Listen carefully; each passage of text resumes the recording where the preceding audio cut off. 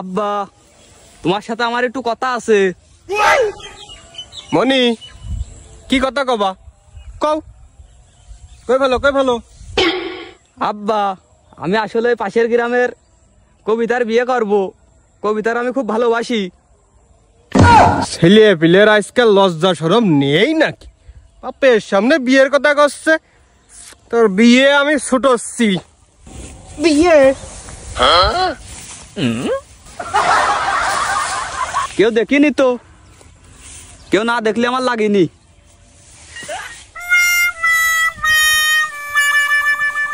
আব্বা, তুমি মনে হয় জানো না, কবিতার চাইতে কবিতার মা দেখতে বেশি সুন্দর।